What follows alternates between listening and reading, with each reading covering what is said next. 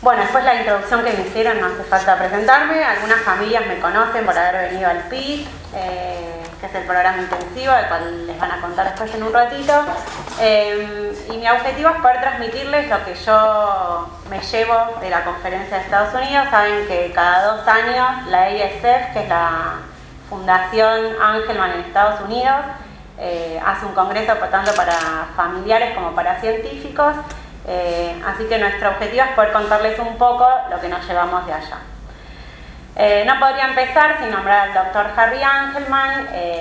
Harry Angelman fue quien describió por primera vez el síndrome de Angelman. Este año es un año especial, se cumplen 100 años de su nacimiento y a la vez se cumplen 50 años de la primera vez que publicó un paper, un artículo científico, donde él describía 3 chicos no relacionados, que no eran familiares, que tenían características similares, como una deficiencia intelectual, tenían problemas para caminar, epilepsia. Entonces él era un amante de la cultura italiana. Él se inspiró en un cuadro que vio en un museo donde había una chica sonriendo que tenía en la mano un dibujo de un chico de una marioneta. Entonces él le puso, para que la comunidad médica pueda identificar a este síndrome, en el principio le puso el síndrome de la marioneta feliz, inspirado en este dibujo que él vio. Y la idea de él era que los otros médicos puedan también diagnosticar a esto que él veía. Piensen que fue hace más de 50 años, la genética no estaba tan avanzada como estaba hoy, o sea que el diagnóstico era clínico, no era genético. ¿Qué es el síndrome de Angelman? Todos sabemos lo que es. No voy a dar las descripciones porque muchos lo sabemos, pero si nosotros nos fijamos en el término técnico, podríamos decir que es un síndrome causado por la falta del funcionamiento de un gen específico llamado V3A. La idea un poco ahora con la parte genética va a ser una pequeña clase de biología, pero es poder poner en orden los términos que venimos escuchando como V3A, cromosoma, gen y demás. Entonces en esta foto podemos ver, esta es una célula tal cual se ve en un microscopio. Dentro de la célula hay una partecita más chiquita que es el núcleo de la célula. Dentro del núcleo de la célula se encuentran los cromosomas. Los cromosomas están hechos de ADN. El ADN vendría a ser la enciclopedia de la vida. Es toda la información que nosotros tenemos para que las células puedan funcionar correctamente y se pueda desarrollar el cuerpo humano. En realidad este ADN es como un hilo, que si yo pudiese estirarlo mediría 2 metros. Ahora, ¿cómo hacen estos 2 metros para entrar dentro de una célula que es microscópica? Lo que hacen es empiezan a enrollarse como si fuese un hilo en un carrete. Entonces se empiezan a enrollar hasta formar los cromosomas. Y entonces los cromosomas están hechos de ADN y el ADN está compuesto por 4 letras, son 4 unidades básicas que se repiten todo el tiempo, y cuando estas 4 letras se unen de una manera coherente forman un gen. Un gen es una parte de ADN que tiene la orden para que el cuerpo pueda producir cierta proteína, y esto es como se diagrama una proteína. Entonces, para hacer un ejemplo que nos va a acompañar durante todas las presentaciones, podemos decir que nuestra enciclopedia de la vida tiene 46 tomos. Tenemos 23 tomos que son heredados de nuestro papá y 23 tomos que son heredados de nuestro papá, de nuestra mamá, perdón. Entonces en nuestra biblioteca tenemos 23 cromosomas paternos, 23 cromosomas maternos. Podemos verlos como 23 tomos. Este es un cariotipo que vendría a ser una foto de nuestra biblioteca tal cual la vemos en el microscopio. Los cromosomas se van ordenando según tamaño. Ven que el 1 es el más grande, llegando al 22 que es más chiquito. El último par de cromosomas es el sexual. Cuando es XX es una mujer, en este caso es XY, sabemos que es el cariotipo de un varón. Entonces, ¿cuántos de ustedes escucharon acá hablar del cromosoma número 15?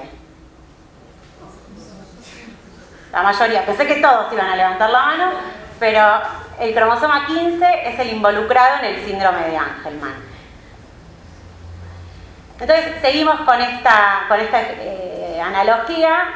Si yo necesito producir una proteína específica que necesitamos en el cerebro, lo que yo agarro es ir al tomo 15, abrirlo y ver si tengo la orden para producir cierta proteína. Sabemos que el gen V3A, que es el gen involucrado en síndrome de Angelman, se encuentra en esta posición del cromosoma.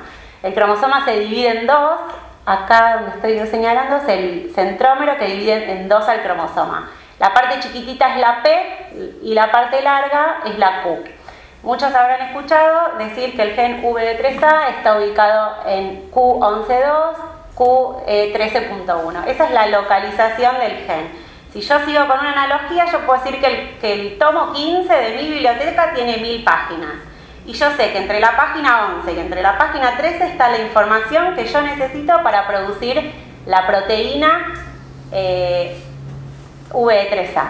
Entonces, nuestro cromosoma tiene 1000 páginas, esto es la función normal. Sabemos que el cromosoma tiene más de 100 millones de bases, son estas letras, más de 100 millones de letras que se repiten, representa un 3% del ADN, y en el cromosoma 15 hay alrededor de entre 600 y 700 genes. Entonces, ¿qué es el V3A? El V3A es el gen involucrado en Angelman. La mayoría de los genes lo que hacen al final del camino es producir una proteína. Quiere decir que el gen V3A produce una proteína que se llama E3A, y yo sé que esta proteína se extiende desde la base 25.337.000 hasta la base 25.429.000. En esta localización yo tengo toda la información que necesito para producir esta proteína. ¿Y qué es esta proteína? ¿Qué es este gen V3A? El gen V3A es un gen involucrado, así es como se representa en biología, esto es como lo vamos a representar nosotros, es un gen que está involucrado en la degradación de las proteínas. Cuando las proteínas no se necesitan más, se tiran a la basura, y para tirar a la basura estas proteínas deben ser marcadas. Entonces en esta cadena una enzima va activando a la otra hasta que la proteína es degradada, se lleva al protosoma donde se degradan las proteínas. Esto quiere decir que hay como una cadena, ¿no? Cuando una proteína no se necesita más, uno le pasa información al otro, de amarillo se transforma en verde, de verde en rojo. El último en la cadena es el E3A, que es quien marca las proteínas para ser tiradas a la basura.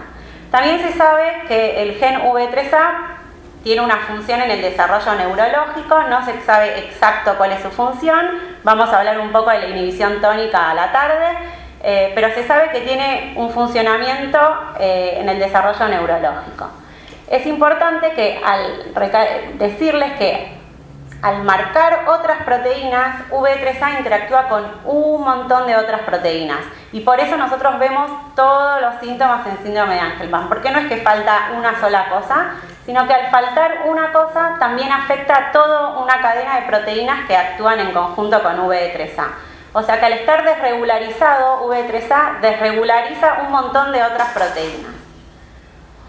Entonces, para hacerlo un poquito más complicado, el síndrome de Angelman, el estado normal en el cerebro, nosotros para producir esta proteína lo que necesitamos es ir al tomo materno, que tiene 1000 hojas, abrirlo en la hoja 11 a 13 y fijarnos las indicaciones para hacer esta proteína. Quiere decir que en caso normal yo voy al tomo 15, veo, está la información necesaria, yo produzco la proteína. En el caso normal, cuando yo voy al cromosoma paterno, que también tiene 1000 hojas, cuando yo quiero leer la información del gen V3A, no la puedo leer porque de la página 11 a la 13 están pegadas. O sea, la información está, pero no puedo acceder a ella. Entonces, en estado normal, en el cerebro, la proteína del gen V3A es expresado solo del cromosoma materno. Y esto es normal en todos nosotros. En todos nosotros, la proteína V3A se expresa solo del cromosoma materno. Habrán escuchado que hay distintos mecanismos genéticos que causan el síndrome de Angelman. Está de la deleción, la mutación V3A, UPD paterno y defecto de imprinting. Yo sé que muchos de ustedes, cuando les preguntamos cuál es el mecanismo genético, algunos saben decirnos el nombre y la idea es que se puedan llevar qué quiere decir esto. Entonces vamos a hablar primero en el caso de deleción. Dijimos que en el caso normal, yo tomo el cromosoma 15, veo que tenga las 1000 páginas, de la 11 a la 13 está pegada, no puedo leer la instrucción para hacer esta proteína, este gen está silenciado. Esto es normal. Ahora yo debería poder hacerlo del materno. Pero ¿qué pasa en la deleción? Cuando yo tomo el tomo número 15, veo que en vez de tener 1000 hojas, tiene 900 hojas. Hay 100 hojas que no están. Dentro de esas hojas que no están, falta en la hoja 11 a la 13 donde yo tengo las indicaciones para hacer la proteína V3A. En este caso, la proteína no es producida por el cromosoma paterno porque está silenciado y en el cromosoma materno no está la información para producir la proteína. Este es el caso de deleción. Hay varias clases de deleciones, o sea, pueden faltar distintas cantidades de hojas, por decirlo de una manera mal y pronto, las gentistas no se enojen conmigo. Pero lo que pasa es hay dos tipos de clase de deleciones que son las más frecuentes. Tenemos la clase 1, que si pueden ver la clase 1 es la deleción más grande. PP quiere decir el punto de quiebre, entonces hay como 6 puntos de quiebre frecuentes en el cromosoma 15 en este área en especial. Son puntos de inestabilidad cromosómica donde suele romperse más que en otros lugares. Entonces vemos que la clase 1 de deleción es el 40%, o sea, dentro de las personas que tienen deleción, el 40% tiene la deleción de clase 1. Como ustedes pueden ver, hablamos de que faltan 100 hojas. Dentro de esas 100 hojas faltan las 3 para el gen V3A, pero también falta la información para muchos otros genes. Todos estos genes que empiezan con GAB son genes involucrados con procesos GABAérgicos en el cerebro, son... para decirlo mal y pronto, es cuando las neuronas se interconectan, por un lado se pasan información, o sea, se pasan electricidad, pero por el otro lado se inhiben. Es como que la conexión normal es tirar un poco de fuego y un poquito de agua. Entonces, estos genes están involucrados en tirar ese poquito de agua, ¿no? En poder disminuir la excitabilidad y la interconexión neuronal eléctrica. Entonces, muchos de los procesos de excitabilidad neuronal que se ven en Angelman están relacionados con estos genes. También del otro lado vemos que hay otros genes que están involucrados, algunos se sabe en autismo y en la pigmentación de la piel. Por eso aquellos que son clase 1, no sé si algunos de ustedes habrán escuchado que hay casos en que los chicos Angelman tienen hipopigmentación. No todos los mecanismos genéticos tienen hipopigmentación, pero sí aquellos que son clase 1, que sabemos que además de faltar la información para V3A, falta otra información necesaria para otras características. Los de clase 2, que son el 50%, es una deleción un poco más chica, que no incluye estos genes, por eso cuando nosotros vemos padres de tez oscura y un chico Angelman de tez clarita, sabemos que es deleción de tipo 1 porque arrastra este gen. Después hay otros lugares de quiebre menos frecuentes, que son más o menos el 10%, y existen también microdeleciones, que son deleciones muy muy pequeñitas, en alguno de este lugar hay una deleción chiquitita. La mayoría son deleción de clase 1, perdón, de clase 2, que es el 50% de los casos, y clase 1 es el 40%. Entonces, tenemos uno de los mecanismos genéticos que es por deleción. Hay otro de los mecanismos genéticos que se llama mutación. ¿Y qué pasa? Dijimos que en el caso normal, el del padre, está la información, pero está pegada, no la podemos leer. ¿Qué pasa con el materno? Tomo el cromosoma 15, tiene todas las páginas, tiene la página 11 a la 13, pero cuando yo abro y quiero leer la información para producir esta proteína, veo que está mal escrito, hay un error de ortografía. Y eso es lo que es una mutación, ¿no? Un error de ortografía. Entonces, otra vez tenemos el paterno silenciado y el materno no puede ser expresado porque hay un error en la ortografía, o sea, un error en la indicación para hacer esta proteína. Otro de los mecanismos genéticos es la disonomía uniparental. Sabemos otra vez que en el 15 está silenciado, y cuando voy a tomar el cromosoma 15 o la enciclopedia número 15, lo que veo es que no tengo la materna, tengo 2 copias del tomo 15 paterno. Entonces acá pasa lo mismo que en el otro, las páginas están, tengo la indicación, pero están pegadas y yo no las puedo leer. Y el último es el defecto de imprinting. Este tal vez sea el más difícil de explicar, pero lo podemos decir que el imprinting es esta plasticola que pega y hace que, si bien la información está, yo no la pueda leer. Y lo que pasa es que está el cromosoma materno, están todas las páginas, está la 11, la 13, pero está pegada de la misma manera que el paterno. Entonces lo que sucede es que otra vez yo no tengo proteína porque los dos genes están silenciados de igual manera. Entonces, tenemos los 4 mecanismos que causan el síndrome de Angelman. El de lesión es el más común, del 68 al 75% de los casos de síndrome de Angelman son por deleción. Del 8 al 11% son por mutación, o sea, este error de ortografía. De un 2 a un 7% tienen 2 cromosomas de origen paterno y de 2 al 5% es un defecto de imprinting. Quiere decir que hay un defecto en este pegado de las hojas. Entonces podrán decir, bueno, ¿qué beneficio me da a mí saber qué mecanismo genético? Se sabe que hay una relación entre el genotipo, que es el mecanismo genético, y el fenotipo, que es lo que se ve del síndrome, lo que se manifiesta. Hay una correlación en la gravedad de los síntomas y se sabe que esto incrementa de los UPD hacia las de lesiones más grandes. Sabemos que en las de lesiones más grandes son los casos donde más hay convulsiones, se ven los casos más graves de convulsión, tienen también microcefalia, y tienen los problemas de hipopigmentación, que no los vemos en UPD justamente porque no falta este gen relacionado a la pigmentación. Los UPD son aquellos que llegan a decir más palabras, los que llegan a hablar más que el resto, y también se dice que hay una correlación entre UPD y mutación y obesidad. Son aquellos que tienen más predisposición a la obesidad. Y esto es algo importante porque son chicos donde las conductas son difíciles de cambiar, entonces teniendo esta información en mano, uno desde bien temprano, o sea, desde un diagnóstico temprano puede prestar atención en estas cosas, tanto en las convulsiones como en lo que se sabe de obesidad, porque son chicos que además con los problemas para caminar, ser obeso se dificulta, entonces tener esta información es importante. Pero además es importante tenerla para el asesoramiento genético, que ahora vamos a ver en un minuto más, o sea, para la planificación familiar. Sabemos distintas cosas según los distintos mecanismos genéticos. Entonces, existe un algoritmo, lo que se recomienda es cómo diagnosticar el síndrome de Angelman. Y acá es algo importante porque nosotros en Casa Angelman muchas veces vemos, nos llaman familias, decimos, bueno, ¿tiene el diagnóstico genético? Y dicen, me hice un estudio FISH, pero me dio normal, y entonces descartaron el síndrome de Angelman.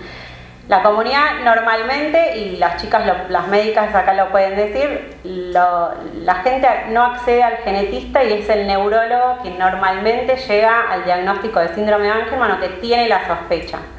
Lo que se tiene que hacer es primero un estudio de metilación, que se llama metilación por MLPA. Nosotros vimos casos también que se hace metilación por PCR, que no es tan sensible como MLPA, entonces tenemos que prestar atención no solo el test que se hace, sino de qué manera se hace. En Argentina, el único lugar público que hace este test es el Garraham, que está sobrecargado. Gente de todo el país tiene que llegar al Garraham para lograr hacerse este estudio. Es un problema con el que nosotros estamos trabajando y vamos a ver la manera de que todos puedan acceder a este estudio. Es un estudio que no está abierto, o sea, no se pueden enviar las muestras desde el interior del país, sino que hay que ir directamente al Garraham con todo lo que eso implica. Que cuando da normal ya es suficiente para confirmar el síndrome de Angelman. Lo que tenemos que hacer es ver cuál de los 3 mecanismos genéticos es el que lo causa. O sea, que un resultado de metilación anormal puede ser por delesión, por disonomía uniparental o por UPD. Una vez que se tiene esto, se sigue investigando para ver cuál de los 3 casos es el mecanismo genético que lo causa. Pero tenemos un porcentaje de personas que dan normal al test de metilación y lo que sigue en el algoritmo es secuenciar el gen V3A. Secuenciar el gen V3A quiere decir que tenemos que agarrar esas de la página 11 a la página 13 y leer que cada una de las letras esté bien escrita. Y eso es algo engorroso, es caro y la salud pública no cubre este estudio hoy. Entonces tenemos muchos chicos y conocemos muchas familias que son normales, ¿no?, que descartan estos 3 mecanismos genéticos y sin embargo no pueden acceder a saber si es por mutación o no. Y esto es importante porque si esta familia quiere tener otro hijo, nosotros si sabemos que es mutación, podemos darle un asesoramiento genético, podemos tener un índice de reincidencia y si no lo tenemos, lo único que le podemos decir es que puede llegar a tener un riesgo de un 50% de poder tener otro hijo con síndrome de Angelman. Entonces, esto es un problema porque no se puede acceder, se tiene que hacer de manera privada, es caro, es un estudio que es muy caro. Entonces, nosotros lo que estamos haciendo en la fundación, contactamos una empresa que está fuera de la Argentina, que tenemos un convenio en que nos pueden hacer un precio un poco más accesible que cualquier otro laboratorio. Entonces, aquellos que no tengan que estén en este grupo, que no se hayan podido hacer el estudio, que se pongan en contacto con nosotros porque estamos haciendo un grupo para poder sí analizar este estudio. Muchas veces, y acá la importancia de un genetista, muchas veces no es posible acceder a este estudio, pero con un buen ojo clínico se puede diagnosticar el síndrome de Angelman clínicamente. Y esto es muy importante porque hay muchos que no pueden acceder, pero con un genetista, y por eso la importancia de que accedan a un genetista más allá del neurólogo, para que pueda hacer un diagnóstico, aunque sea clínico, en casos en los que no se puedan acceder a los estudios genéticos. Aún así, si pudiésemos en Estados Unidos, por ejemplo, esto es parte de la rutina, todos acceden a hacerse este estudio, aún así hay gente que se hace el estudio de la mutación, o sea, se leen todas estas bases y aún así es normal. Entonces hay un porcentaje de chicos que clínicamente están diagnosticados como Angelman, pero genéticamente no se puede saber si lo son o no. Es aproximadamente entre un 10 y un 15%. Una de las razones de esto puede ser que sea un síndrome que sea confundido con el síndrome de Angelman. Ahora vamos a ver cuáles pueden ser. Pero si tiene el fenotipo clásico del síndrome de Angelman y esta persona tiene hermanos sin síndrome de Angelman, existe un análisis de haplotipos que en algunos laboratorios se pueden hacer. Lo que hacen es ver como algunas huellas digitales dentro del ADN para ver si son compartidas con un hermano sano o no.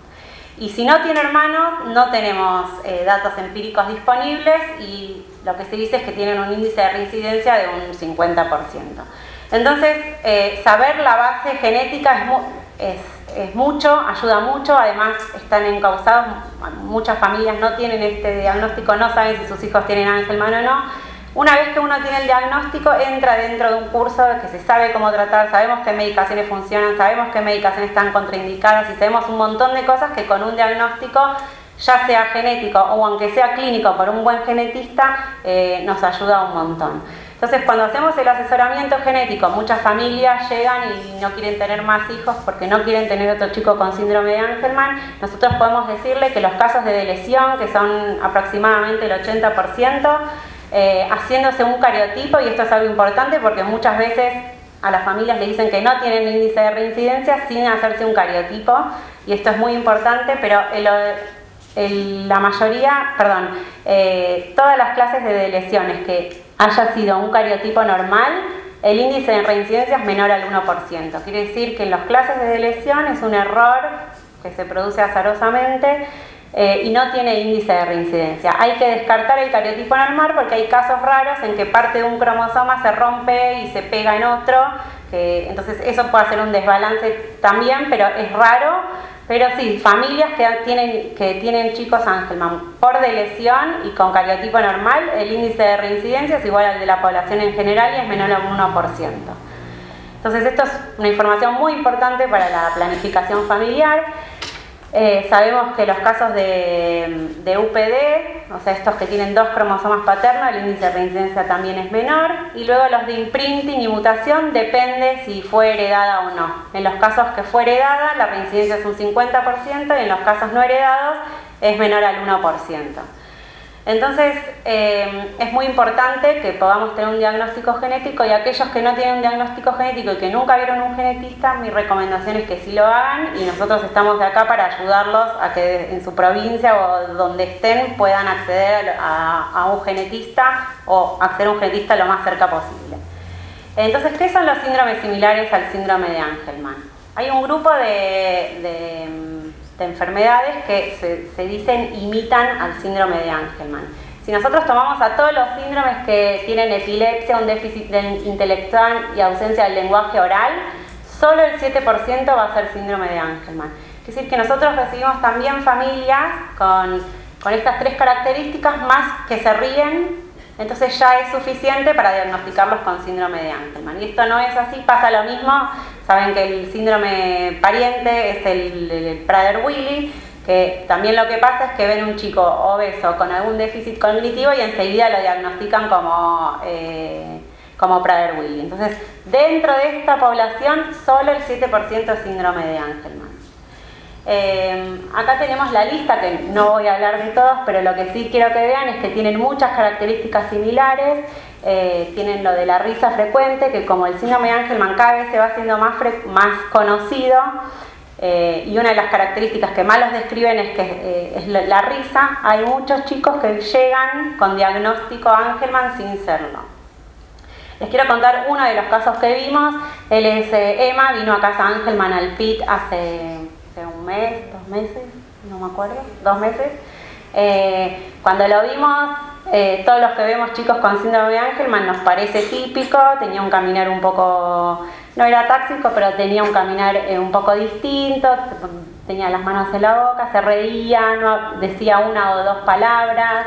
Pero cuando empezamos a preguntarles sobre la historia clínica, vemos que nos contaron que tenía anomalías congénitas en el corazón, tenía anomalías urogenitales, tenía las orejas, y los genetistas que tienen el ojo un poco más afilado ven las cejas, las orejas, la distancia. Y como tenía muchas anomalías, el síndrome de Angelman no es común que curse con anomalías congénitas.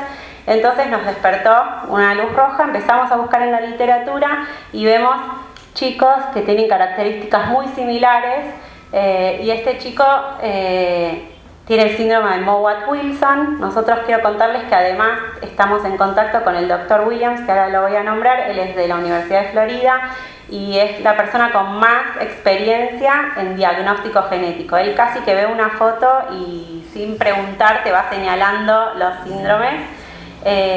Con el que hicimos una interconsulta también, y también nos confirmó esto, que para esta familia es cambiarle, ¿no?, toda una vida. Por lo menos tienen un diagnóstico, saben qué medicamentos se conocen efectivos para este tratamiento. Entonces, desde Casa Angelman también estamos trabajando para que aquellos que no tengan un diagnóstico o genético o clínico puedan tenerlo. Entonces, la importancia del asesoramiento genético es conocer la causa genética de la enfermedad. Es importante, por lo que dijimos hace un ratito, porque una vez que sabemos el mecanismo genético, podemos dar los riesgos de incidencia, porque para participar de ensayos clínicos e investigaciones hay que tener tipificado tantas las de lesiones, o sea, en Estados Unidos te piden saber el tipo de lesión, si es clase 1, si es clase 2, si es microlesión, para poder participar de investigaciones clínicas. Sabemos que es importante la relación genotipo-fenotipo, principalmente con las convulsiones en chicos chiquitos, y bueno, el correcto asesoramiento puede conducir a una mejor calidad de vida de toda la familia. Él es el Dr. Williams, algunos lo conocen, estuvo acá en la Argentina el año pasado. Él es jefe del Departamento de Genética y de Enfermedades Metabólicas, con el que nosotros estamos en contacto todo el tiempo, y es una gran persona, así que quiero agradecerle también por haberme recibido. Se sentó horas explicándome sobre cómo diferenciar los síndromes y qué estudios genéticos hacer y demás.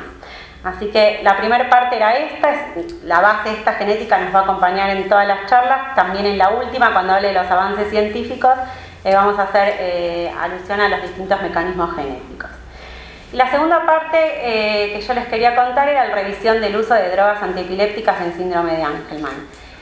En la conferencia, el Dr. Ron Siebert, que es el director de la clínica de Angelman en Boston, en Estados Unidos, hay 2 clínicas en síndrome de Angelman que nosotros quedamos alucinados de ver lo que ellos tienen, y nuestro objetivo desde Casa Angelman es poder hacer una clínica Angelman también en Argentina, es poder aunar los recursos humanos de gente capacitada y con experiencia para que todos los chicos puedan empezar a verse por gente capacitada.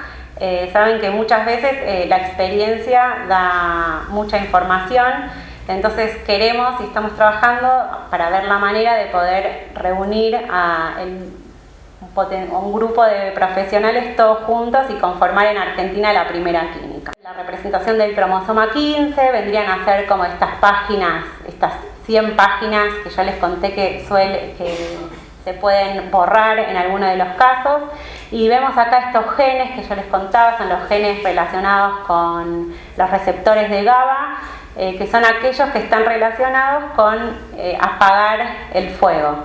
Estos genes, se sabe, están desregulados en síndrome de Angelman, o sea que no solo se trata de una mutación o la falta de expresión de este gen, sino cómo interactúa con muchos otros genes.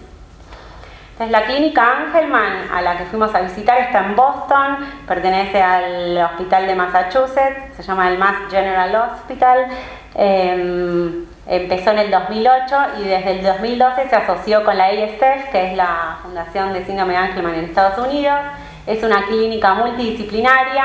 Son especialistas en epilepsia, en neurología, que esto lo hace el Dr. Ron Siebert, que es el director. Quiero contarles que es el que más experiencia tiene en síndrome de Angelman en cuanto al tratamiento y en cuanto a la epilepsia. Hay psiquiatría, neurología, neuropsicología, gastroenterología, tiene una clínica en sueños, genetistas, y le dan mucha importancia a la nutrición, que también vamos a escuchar de esto a la tarde. En la clíca vieron ya 170 personas con síndrome de Angelman, es mucha experiencia. Piensen que están vistos por los mismos profesionales, 170 chicos y adultos. 49 de estos 170 nacieron antes del 2000. Quiere decir que hay una población creciente de chicos mayores a 16 años. Y esto es muy importante. Uno de los eventos que hicimos hace poco en Casa Angelman, los padres manifestan las preocupaciones de qué pasa cuando son adultos. Y esto es algo que cada año vamos a tener más y más información. Quiero contarles que la mayoría de información que tienen ellos es porque llenaron formularios. Entonces, muchas de las investigaciones que hacen les mandan formularios a las familias, son formularios extensos. Nosotros sabemos que llenar los formularios no es algo que le guste a nadie, pero nosotros en breve vamos a replicar los estudios que hicieron ellos en Boston, y nuestra idea es que colaboren con nosotros porque esta información es muy valiosa para todos nosotros, para saber la incidencia y también para poder proyectarnos a futuro. Entonces, cuando salga, que esperemos que sea en breve, les pedimos a todos que colaboren porque es algo muy muy importante. Sabemos que es engorroso y que muchos es difícil con la medicación y todo, pero es muy importante que puedan colaborar desde su lugar para toda la comunidad. Entonces, cuando uno quiere hacer la revisión de las drogas antiepilépticas que se utilizan, ve muchos papers. La mayoría de los artículos científicos también son a principios del 2000, fines del 99, y cada uno te va diciendo otra cosa, ¿no? Unos te dicen, bueno, el medicamento más efectivo es el ácido valproico, otros te dicen es el clonazepam, otros te dicen, bueno, hay que dar ácido valproico junto con otros te dicen, bueno, no son las benzodiazepinas como el clonazepam, otros te dicen, bueno, se sabe que hay información, que hay algunas drogas que exacerban las convulsiones en síndrome de Angelman. Como eran estudios viejos, lo que se propusieron desde la clínica Angelman fue hacer un relevamiento de toda la información más actualizada. Entonces hicieron 3 grandes estudios. El Dr. Ron Siebert en el congreso hizo la presentación de cada uno de ellos, y yo al principio dije, les voy a mostrar lo mismo con los gráficos, todo. Sé que no es muy importante para todos mostrar los gráficos, pero lo que sí les quiero contar es que son estudios muy grandes. El primer estudio se hizo con 461 familias con síndrome de Angelman, que esto es sin precedentes para el síndrome de Angelman. En realidad lo que hicieron fue, junto con la ASF, vendría a ser la Casa Angelman en Estados Unidos, ellos publicaron online un cuestionario al que respondieron 1000 familias. De esas 1000, habían algunas familias que no respondieron correctamente a las preguntas, que por eso tuvieron que ser sacadas de la estadística, y se quedaron con 361 familias que contestaron a todos los ítems correctamente. Este estudio en realidad se hizo en el 2007, pero se publicó en el 2009. En el 2010 volvieron a hacer un estudio otra vez con la ASF, también lo publicaron online, pero se contactaron esta vez telefónicamente. Eso lo que les permitía era corroborar un poco más cada uno de los ítems. Y el último que se hizo, que está en progreso, todavía no fue publicado, pero sí presentado en el Congreso, utilizó a 49 pacientes que fueron vistos desde entrada en la clínica Angelman. Entonces esto les da la posibilidad de seguir a 49 pacientes vistos desde la clínica Angelman todo el tiempo. Eran muestras representativas, acá se describe qué porcentaje de genotipos había, y esto es para demostrarles que era algo representativo de todo lo que conocemos en Angelman, que dijimos, ¿no?, que la mayoría son de lesión, después UPD. Y bueno, cuando vemos las edades, en el primer estudio que se hizo en el 2007 eran de todas las edades con un promedio de 13.9, pero habían chicos de 1.3 hasta 45 años. En el segundo estudio incluyeron de 15 años hasta 59 años, pero en el último estudio eran también adolescentes y adultos. O sea que el primero El primero era de todas las edades y los últimos dos fueron estudios en adolescentes y adultos.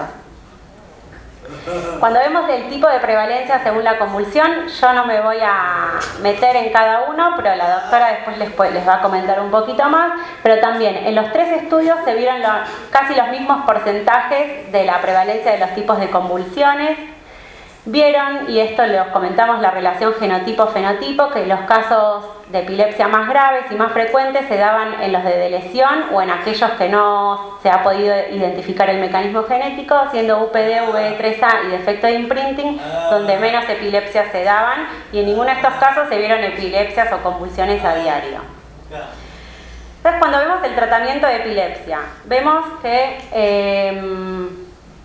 en el estudio que se hizo en el 2007 había un porcentaje que tenía la epilepsia controlada, era alrededor de un 27%. Ellos decían que el 15% fue controlado con la primera medicación, un 8% fue controlado con la segunda medicación, pero había un 77% de chicos que eran refractarios, es decir, que no respondían a las medicaciones.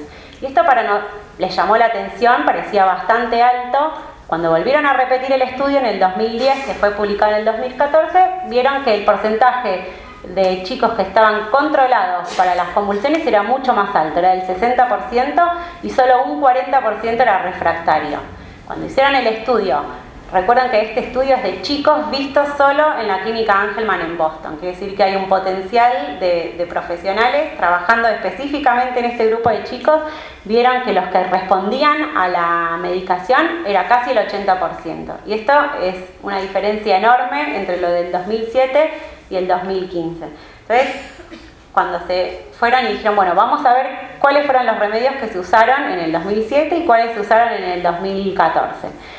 Lo que vieron es que, si nos fijamos entre las 7 drogas más utilizadas, el ácido valproico fue la más utilizada, siguiendo con clonazepam. Fenobarbital fue el tercer medicamento más utilizado y el quinto, la carbamazepina. Levetiracetam fue el séptimo medicamento más utilizado.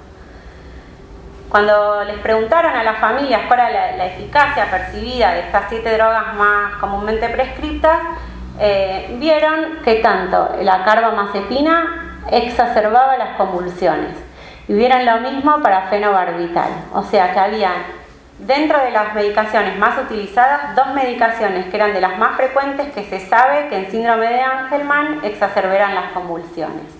Cuando les preguntaron cómo toleraban esta medicación, que se puede ver en función del porcentaje que aún sigue tomando el medicamento, con otros efectos secundarios graves, otra vez, ¿no? Ven que fenobarbital, el porcentaje que aún seguía tomando esta medicación era bajo, lo mismo con carbamazepina, y que los efectos colaterales eran graves. También reportaron graves porque exacerbaban las convulsiones, y por eso no lo siguieron tomando. Pero ellos reportan algo interesante, algo raro, que después les voy a mostrar un video donde lo pueden ver a Ron contando lo mismo, pero él cuenta que hubo un grupo de personas, de chicos, que le administraron ácido valproico, los chicos dejaron de caminar. Entonces esto es algo a tener en cuenta en chicos que tienen problemas motrices, muchos tienen problemas motrices, pero aquellos que no caminan es algo a tener en consideración. Cuando vieron las drogas que se utilizaron en el 2014, no están las drogas que se saben que exacerban las convulsiones. Entonces, ¿qué pasa? Vemos que cuando se medica a los chicos, aquellos que son refractarios el porcentaje es mucho menor que cuando se los medica con medicaciones que de por sí se saben exacerban las convulsiones en síndrome de Angelman. Entonces, las conclusiones fueron que las nuevas drogas antiepilépticas, especialmente el levetiracetam, que es el Keppra, y la lamotrigina, y en menor medida el topiramato, tienen eficacias similares en el tratamiento de la epilepsia en síndrome de Angelman en comparación con drogas epilépticas más viejas y más comúnmente prescriptas, como el ácido valproico o la carbamazepina, sin necesidad de monitoreo de la sangre como hay que hacer con el ácido valproico, y que tienen menos riesgos de efectos secundarios potencialmente graves. Entonces, en la clínica Angelman de Boston están recibiendo cada vez más chicos que se les está tratando de cambiar a aquellos en los que sí tienen algún efecto colateral. Se les está haciendo la transición desde el ácido valproico a nuevas drogas antiepilépticas, específicamente con el clobazam, levetiracetam y lamotrigina. Ellos están haciendo un estudio ahora mismo, que también lo presentaron en el Congreso, donde ellos, de los 170 chicos y adultos, que vieron en la clínica Angelman, seleccionaron a 75. Y seleccionaron a 75 que son vistos solamente por los médicos, porque ellos también reciben de otros lugares de Estados Unidos que van hacia la clínica en Boston. Pero ellos eligieron a 75 chicos que están vistos por los médicos desde la clínica Angelman, y lo que ellos reportaron es lo siguiente, que con el ácido valproico vieron un 66% de efectos colaterales y que el medicamento que más eficacia tenía fue el levetiracetam. Entonces yo les quiero mostrar un video, el que ven acá esto es lo que él resume del último estudio que hicieron de pacientes que fueron seguidos solo desde la clínica Angelman. We went back, we did this last year, and we're working on it.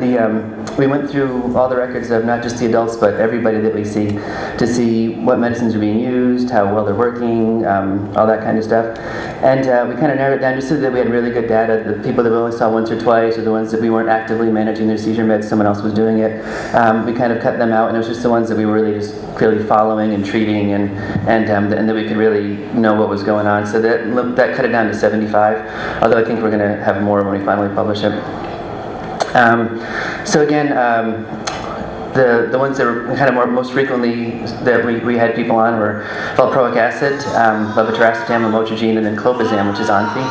And as we'll see, the ones on valproic acid, those of you that know me, those were not started by me. Those came to me on valproic acid. So, but what we found was, and the numbers are a little bit high, I think, just because they were often second medicines, third medicines, they were added to others. But we actually had response rates in the 80% range for levetiracetam, for lamotrigine, for clobazam. The LGIT is our diet therapy, which I'll talk about later. Also good response to that.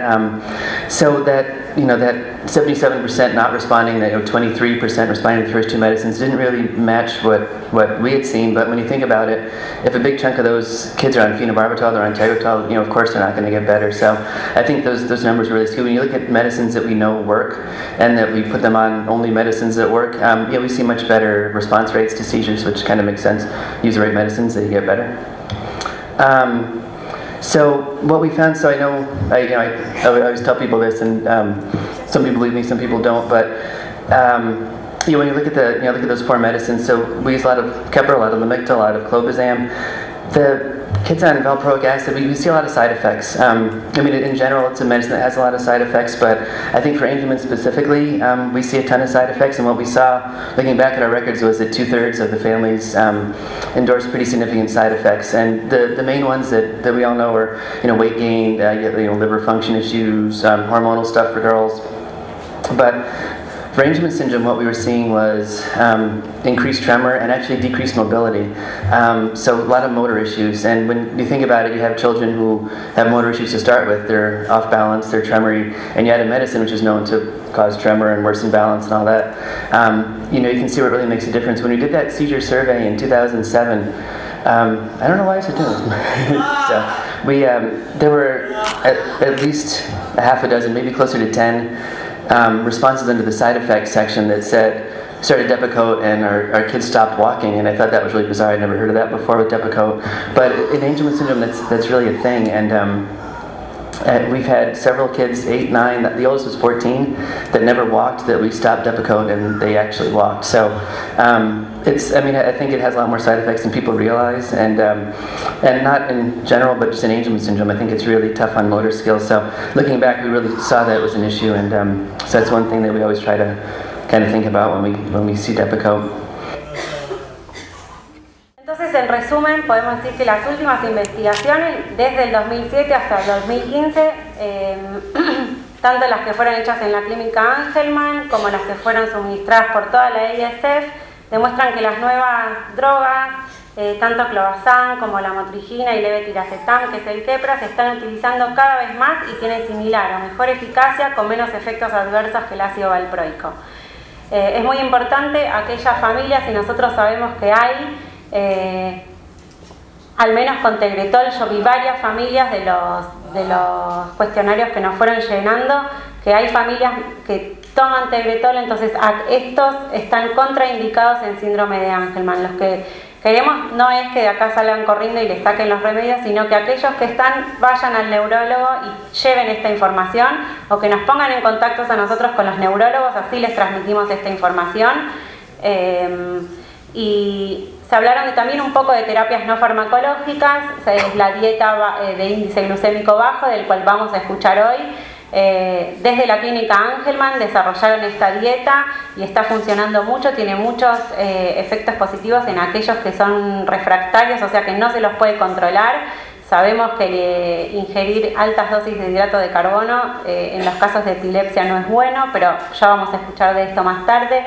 También se habló de la dieta ketogénica, de la estimulación del nervio vago, y están haciendo muchos estudios ahora en Estados Unidos con aceite que es derivado de la marihuana. Están purificando una de las sustancias y todavía no hay resultados contundentes, pero desde la clínica Angelman también y en Harvard están haciendo investigaciones con esto. Tal vez en el próximo congreso tengamos más información, pero en cualquiera de estos casos tienen que siempre consultar con el neurólogo, no hacer nada por su cuenta. Lo mismo con las drogas que no están indicadas. Si hay alguno que lo está haciendo, que consulte con un médico y no haga nada sin un neurólogo. Otros datos importantes para transmitirles, que uno de los más importantes es el estado convulsivo no epiléptico, y para eso tenemos a la doctora que me va a seguir en medio minuto. Se reportaron altas tasas en estos estudios, ¿no?, que fueron tan grandes en adultos, reportaron altas tasas de neumonía, y esto fue reportado en muchos de los casos, que es un comportamiento resistente a beber líquidos en adultos. Y esto es algo que Vic también siempre le da mucha importancia, del cual también seguro les va a hablar.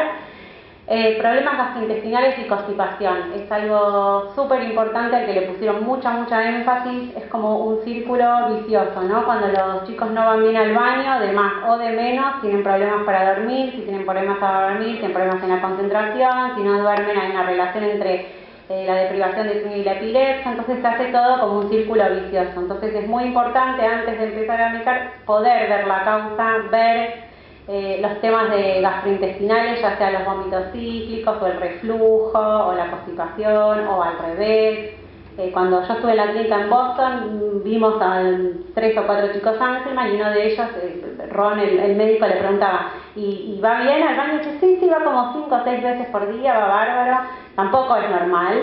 Entonces, tanto la constipación como para un lado como para el otro son problemas que son reportados en altos índices del síndrome de Angelman, y es algo para prestar atención. Oftalmología, el estrabismo y el impedimento visual cortical son 2 temas que nos van a hablar hoy a la tarde, a tener en cuenta en síndrome de Angelman.